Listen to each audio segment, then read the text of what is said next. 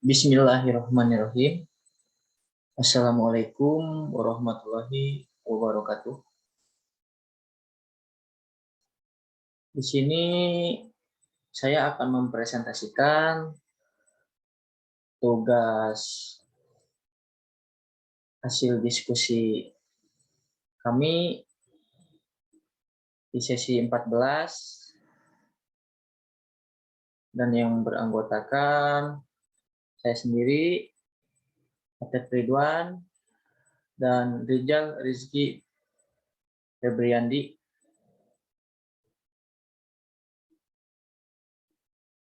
Mengulas materi yang sekarang evaluasi dan pengendalian.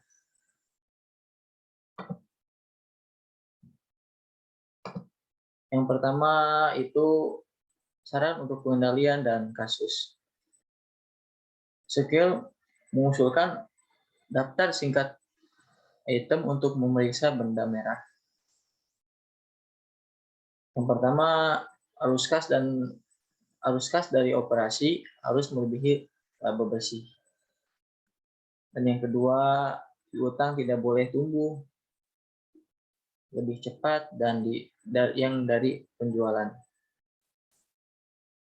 Dan yang ketiga, margin kotor tidak boleh berfluktuasi dari waktu ke waktu. Dan yang terakhir, periksa dengan cermat informasi tentang manajemen puncak dan PO. Untuk metode kasus, analisis dan diskusi, masalah kasus telah menjadi metode pengajaran strategi dan kebijakan yang paling populer selama bertahun-tahun.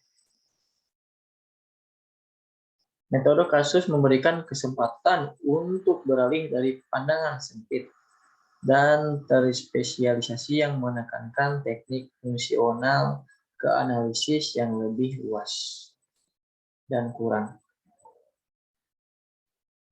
tepat dari keseluruhan korporasi. Kasus menyajikan situasi bisnis yang sebenarnya dan memungkinkan Anda untuk memeriksa perusahaan yang berhasil maupun yang tidak berhasil. Dalam analisis kasus, Anda mungkin diminta untuk menganalisis secara kritis situasi di mana seorang manajer harus membuat keputusan kepentingan perusahaan jangka panjang.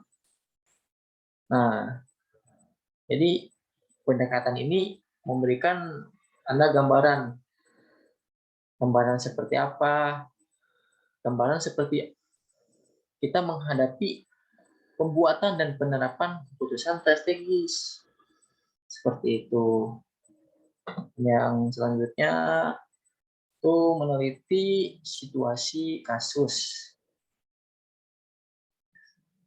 Anda tidak boleh membatasi diri hanya pada informasi yang tertulis dalam kasus kecuali jika instruktur Anda menyatakan sebaliknya. Anda harus, jika memungkinkan, melakukan penelitian luar tentang pengaturan lingkungan. Periksa tanggal keputusan setiap kasus.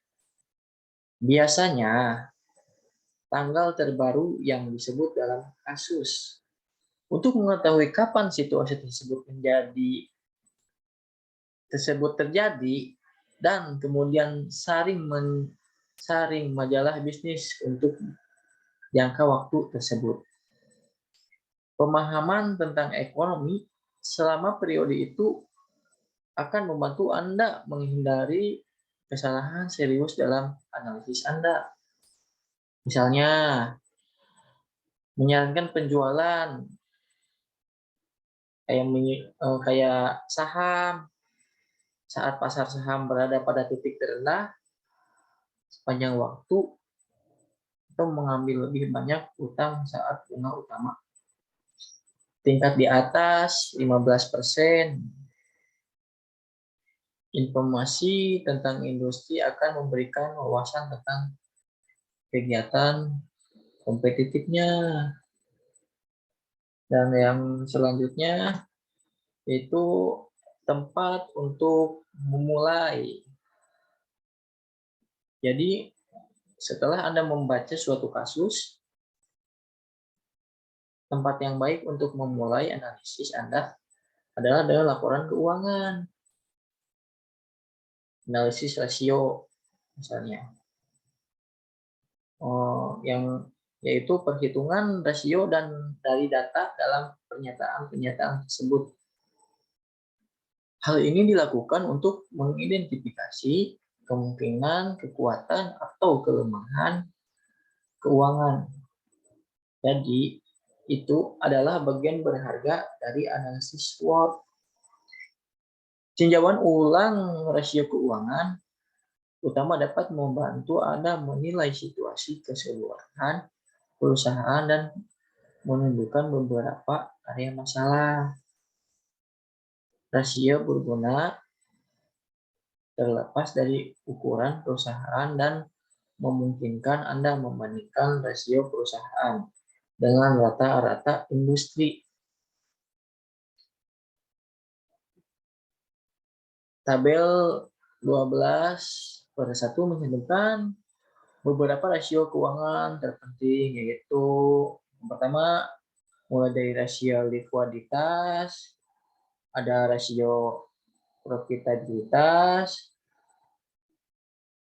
sama ada rasio aktivitas, dan yang terakhir rasio leverage.